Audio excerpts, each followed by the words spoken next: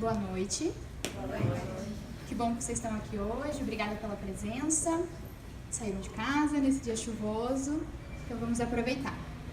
Antes de começar, eu queria falar que essa fala faz parte de um ciclo de palestras que acontece uma vez por mês aqui na Livraria Curitiba, em parceria do Conselho Regional de Psicologia com a livraria. Então, o tema desse mês, em consonância com o mês de maio, vai falar sobre o trabalho. E a Caroline Valger vai falar pra gente sobre a questão de... E aí? Como tá faltando horas no meu dia? Como que eu vou lidar com isso? Então, Carol, tua palestra. Obrigada, Gabi. Boa noite. Sejam bem-vindas e sejam bem-vindos.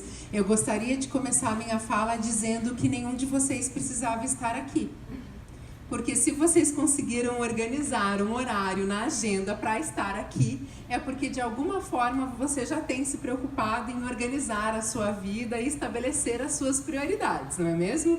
A gente conseguiu sair do trabalho, pegar trânsito, pegar chuva e estabelecer uma prioridade que era a nossa ideia de vir aqui conversar um pouquinho hoje. Então, parabéns, mas de qualquer forma, a gente sempre pode pensar em melhorar essas estratégias e melhorar as estratégias não só de gerenciamento do nosso tempo, mas de como a gente faz as nossas escolhas. Isso tem a ver, sim, com o mundo do trabalho. A Gabi comentou que a escolha do tema dessa palestra tem a ver com o 1º de maio, o Dia do Trabalhador, né, em que a gente discute essa nossa relação com o trabalho, mas tem a ver também com outras coisas da nossa vida, né, ou do quanto a gente coloca o trabalho como uma prioridade ou não. Então, a ideia é que a gente possa perpassar um pouco a ideia do mundo do trabalho, mas também poder discutir essa nossa priorização de tempo. E eu gostaria de começar conversando com vocês, analisando um cenário que a gente vive em 3 níveis. Primeiro, a gente tem um nível individual. E a primeira pessoa que exerce pressão no nosso tempo, na nossa agenda e nas nossas atividades somos nós mesmos.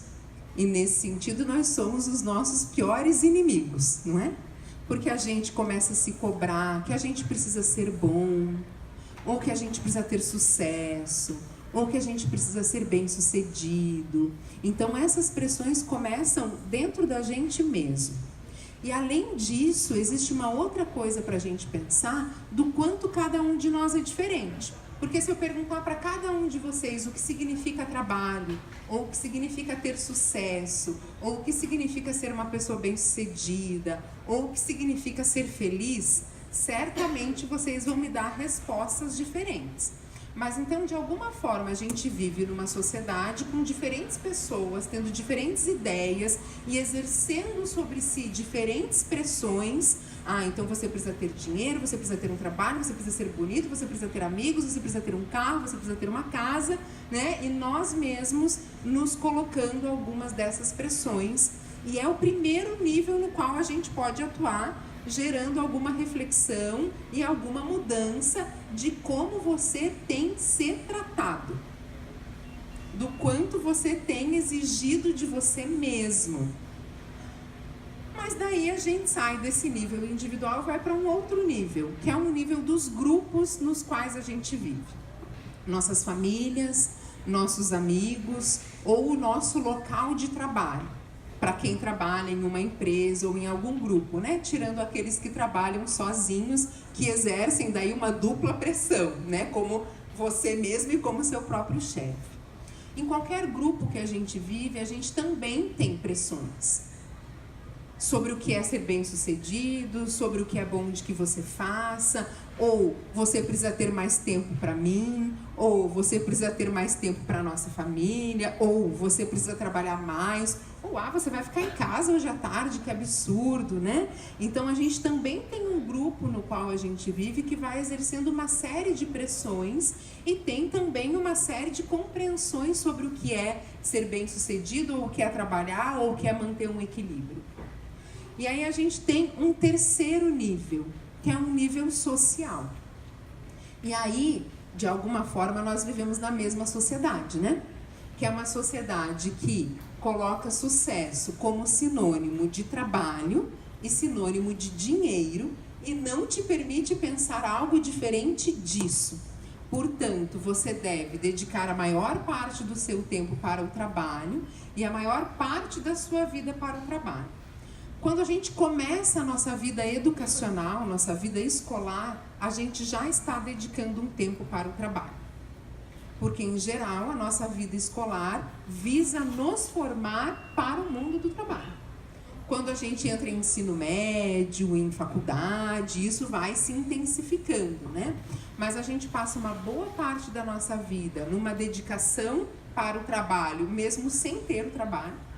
Depois a gente começa efetivamente a trabalhar e ainda assim a gente dedica tempo para ir numa palestra, para ler um livro, né, para ir a um congresso, que também estão ligadas às nossas situações de trabalho. Esse é o cenário que todos nós vivemos. Mesmo que a gente tente pensar algo diferente. Ah, mas eu queria levar uma vida mais tranquila. Não, não pode. Né? Vai ter alguém apontando o dedo para você. E além disso, a gente vive numa sociedade altamente virtual. Então, além da nossa dedicação do tempo para o trabalho, qual é o tempo que cada um de nós dedica para checar suas mensagens, seus e-mails e suas redes sociais? E muitas pessoas começam a relatar: nossa, eu me dei conta que eu passo mais de 1 hora, 2 horas ou muitas horas do meu dia me dedicando a essa tarefa, e depois se queixa que não tem tempo, por exemplo, de ir para uma academia, né? Que seria talvez essa mesma 1 hora. Bom, diante disso eu quero fazer uma pergunta para vocês. Quem é que está no controle da sua vida? É você próprio? É o grupo social no qual você vive, sua família, namorado, namorada, esposo, esposa, seus amigos? É a sociedade que está dizendo que você deve fazer isso, deve fazer aquilo, ou deve fazer aquilo outro, ou deve checar suas mensagens, e deve fazer academia, e deve fazer dieta, e deve trabalhar, e deve ganhar dinheiro, e deve ter um bom carro? Pode parecer uma pergunta boba, mas a maior parte de nós passa a vida sob controle do que as outras pessoas vão dizer, achar e pensar sobre nós, do que aquilo que a gente realmente quer, gosta, deseja ou tem como prioridade. E aí eu gostaria de conversar um pouquinho sobre prioridade com vocês. Eu acabei de comentar de um conceito que a gente fala sobre a centralidade do trabalho. Isso significa que o trabalho é algo central na nossa vida. Como eu disse, a gente passa uma vida escolar inteira se preparando para o trabalho. Quando somos adultos, trabalhamos cerca de 8 horas por dia, quando não mais. Ainda fazemos cursos, palestras e congressos pensando no trabalho. E ele ocupa a maior parte dos nossos dias e da nossa vida. Ok, eu não estou dizendo para ninguém parar de trabalhar, mas a gente precisa começar a refletir qual é a prioridade da nossa vida. Se você morresse hoje, ou para não ser tão drástico, se hoje fosse sua festa de 90 anos, e você estivesse aqui fazendo uma festa dentro da Livraria Curitiba e as pessoas começassem a chegar, o que essas pessoas iam estar falando de você? Que legado você teria deixado para essas pessoas? Será que elas iam estar chegando aqui falando: nossa, a Carol foi uma pessoa que trabalhou muito? Ou nossa, a Carol foi uma pessoa que ganhou muito dinheiro? É isso que vocês querem ouvir as pessoas falando de vocês? É esse o legado que vocês querem deixar nessa vida, ou são outras coisas? Porque se você quer assumir o controle de quem você quer ser e a quais pressões você vai ceder, você precisa ter clareza de qual é o teu objetivo na vida das pessoas, na vida nesse mundo aqui, que é bem curto, inclusive, né? Que daqui a pouco a gente vai embora tendo deixado ou não tendo deixado um legado. Então, por mais que o trabalho seja central na nossa vida, a gente também precisa caminhar em busca de um equilíbrio. A gente também tem uma vida pessoal, uma vida familiar, uma vida social. A gente precisa se dedicar a atividades de lazer, a outros grupos sociais para além do trabalho, a nossa família, a nossa vida amorosa, a nossa saúde, uma série de outras esferas da nossa vida para além do trabalho.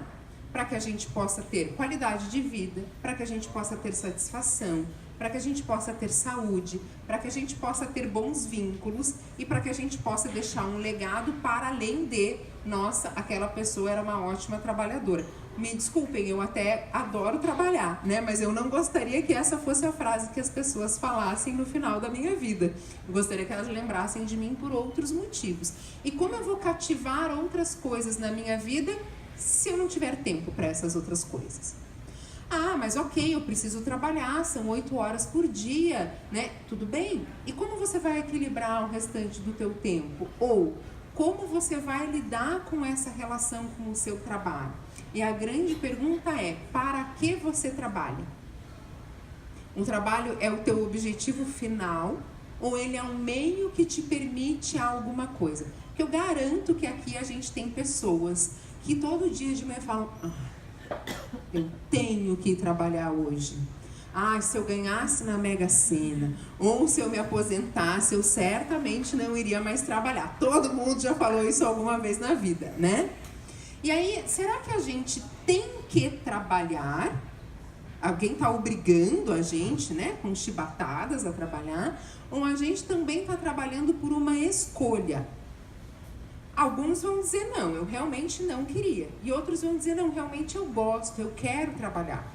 Talvez o que não esteja legal seja o trabalho que eu estou tendo, ou o tanto de horas que eu estou me dedicando a ele. Mas eu quero trabalhar porque eu quero poder viajar, eu quero poder isso, eu quero poder aquilo. No trabalho como sendo um meio para conquistar algo muito maior e não como o objetivo final da nossa vida. E aí, nesse sentido, eu gostaria de perguntar para vocês no que é que vocês estão investindo o tempo de vocês. É só para trabalhar? Ou é para ter o trabalho como um meio de alcançar outras coisas para que você atinja aquele seu legado, aquele objetivo sobre o que você quer ou como você quer ser reconhecido pelas pessoas? Bom, se você conseguiu fazer essas reflexões, eu queria conversar um pouquinho com vocês sobre, então, como eu estabeleço critérios? Eu já sei que eu não quero só trabalhar, eu já sei que eu estou precisando equilibrar melhor a minha vida, mas eu não estou conseguindo. Eu até imagino que muitos que vieram aqui hoje já têm uma intenção nesse sentido, mas não estou dando conta, né? Eu tenho comumente 2 compromissos no mesmo horário, ou 2 programas para o final de semana, eu não consigo decidir o que fazer. Sabe o que a maioria das pessoas faz nesse caso? Deixa alguém decidir por elas. Ora, é muito mais fácil. Se eu tenho 2 compromissos para o sábado, alguém que decida por mim, eu não preciso me responsabilizar. De novo, minha primeira pergunta, quem está no controle? É você ou são as outras pessoas? Então, em alguns momentos, eu preciso estabelecer critérios. Todo o processo de tomada de decisão envolve o estabelecimento de critérios. Vamos pensar um exemplo? Se você quer comprar um carro, quais são os critérios que você vai listar para a compra daquele carro? Alguns vão dizer, eu quero um carro com motor potente. Outros vão dizer, não, eu quero um carro com muito conforto. Outros vão dizer, eu quero o carro mais barato. Outros vão dizer, eu quero o carro que tenha o maior número de acessórios internos. Vocês vão ter critérios, certo? Vocês vão poder listar esses critérios. E vocês podem listar esses critérios em ordem de prioridade. O mais importante para mim é o mais barato. Aí depois do mais barato é o mais que tem o melhor design. Depois é o que tem o melhor motor. Você vai estabelecendo uma hierarquia de critérios. Só que você só consegue estabelecer critérios para tomar a sua decisão de qual é a melhor opção se você tem muito claro quais são os seus objetivos. Então, se você tem, por exemplo, 2 compromissos no mesmo dia, ou se você tem que escolher o que você vai priorizar hoje, você precisa estabelecer algum critério, que não seja deixar a vida me levar, porque isso pode ser muito perigoso, né? Então, eu preciso listar quais são essas coisas que são importantes para que eu possa ponderar e colocar essas questões na minha cabeça, né? Nessa minha lista e essa ordem de prioridades. E tomar a melhor decisão naquele momento para fazer a melhor escolha sobre o que eu vou fazer então. O que eu vou priorizar hoje, o que eu vou priorizar na minha agenda ou o que eu vou priorizar neste momento. Muitos de vocês podem hoje ter tido a escolha de fazer hora extra no trabalho e decidiram não fazer. E espero que tenham feito essa decisão consciente, estabelecendo um critério. Outros poderiam ter feito a decisão de ficar em casa, tá chovendo, ou de ter saído para tomar um café, ou para jantar, ou para ir ao cinema. Vocês tinham outras escolhas. Algum objetivo e algum critério trouxe vocês aqui hoje. Mesmo que vocês não tenham muita consciência sobre esse critério. Talvez tenham vindo meio no vento, meio no fluxo, né? Sem se questionar. Mas quando a gente se questiona e estabelece esses critérios e decide, a gente decide sem culpa. Quantas vezes a gente decide fazer coisas e carrega uma culpa enorme com a gente, né? Ah, porque fiz isso e não fiz aquilo. Ah, porque fiquei trabalhando e não fui para academia, né? E várias dessas outras escolhas que a gente precisa fazer. Então, para que a gente possa estabelecer esses critérios, além da gente ter uma prioridade e um objetivo muito claro, a gente precisa aprender a gerenciar o nosso tempo. Talvez vocês já tenham ouvido falar daquelas divisões e definições do que é prioridade, do que é importante, do que é urgente, não é? Uma coisa bem batida e que todo mundo fala. Bom, as coisas importantes são aquelas coisas que eu preciso fazer, que são importantes para mim, mas que eu tenho um prazo mais flexível, ou seja, eu não preciso fazer hoje, eu posso fazer amanhã, mas é uma coisa importante que eu quero. Por exemplo, começar um novo curso, uma nova faculdade, por exemplo, né?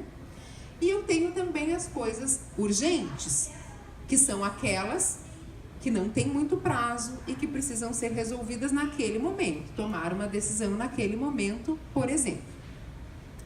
A maior parte das coisas urgentes que a gente resolve eram coisas importantes que nós não fizemos.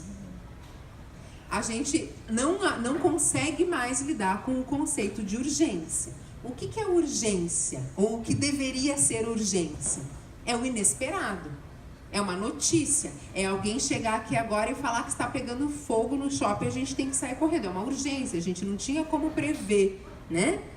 O urgente deveria ser especificamente quando eu tenho uma situação inesperada, inusitada, que eu preciso parar tudo que eu estou fazendo, todo o meu planejamento e, de fato, dar conta daquela situação. Um acidente, uma notícia inesperada e tudo mais.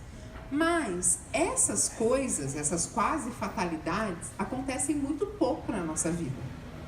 De verdade, a maior parte das coisas urgentes que a gente faz eram as coisas que a gente tinha estabelecido como importantes, tinha determinado um prazo para fazer, foi procrastinando, protelando, deixando para amanhã e depois eu resolvo, e de repente ela ficou urgente porque teu prazo acabou, ou porque você sofreu um infarto, ou porque você foi demitido porque não fez o tal do curso que você queria ter feito, ou N outras situações, né?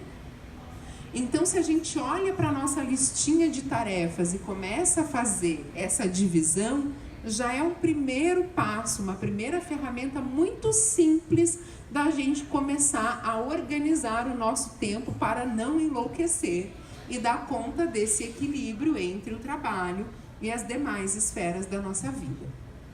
E para isso, nós não temos muitos segredos. Se eu tenho a prioridade clara, qual é o meu objetivo de vida? Se eu tenho os critérios definidos do que eu pondero para fazer as minhas escolhas, basta eu pegar uma folha de papel ou um celular e começar a escrever minha lista de coisas a fazer, dividi-las entre ordem de importância ou urgência, estabelecer prazos e controles para organizar a minha agenda e a minha rotina. E outra ferramenta, além de uma boa agenda e uma listinha de tarefas importantes e urgentes, existem metodologias que nos ajudam a fazer uma tomada de decisão, como as metodologias das árvores da decisão, que eu acabei de dar um exemplo aqui no critério da compra de um carro, né? Eu poderia criar uma tabela com todos aqueles critérios que eu comentei, com a lista dos carros que eu vi e gostei, dar uma nota para cada um e eu consigo ter essa minha decisão. Preciso fazer isso sempre? Não, mas quando você tiver em dúvida de se hoje você vai para uma palestra ou vai para a balada, por exemplo, você pode começar a fazer isso. E assim você volta o controle de decisão para você e não para tua amiga que te pressionou de ir para a balada que você não queria, nem para a amiga que te pressionou para vir na palestra que você não queria, e você realmente decide ficar em casa porque é realmente aquilo que você queria fazer. E além disso tudo, o controle da nossa própria ansiedade de lidar com tudo isso, né? Então, respirar nesses momentos, manter a calma, parar, tomar um café, usar outras estratégias, podem nos ajudar de alguma forma também. Então, diante de tudo isso, eu gostaria de dizer algumas coisinhas para vocês. Você pode ser o que você quiser ser, desde que o controle dessas coisas e do seu tempo seja exclusivamente seu, a partir dos seus critérios de escolha, nem que o seu critério de escolha seja naquele momento se doar a alguém, mas por uma escolha tua naquele momento. E o mais importante de tudo isso, a partir do momento que a escolha estiver feita, viva aquele momento e não o outro que você abriu mão. Viva todos os momentos no aqui e no agora da sua vida. Era esse o recado que eu tinha para passar para vocês. Muito obrigada, Gabi.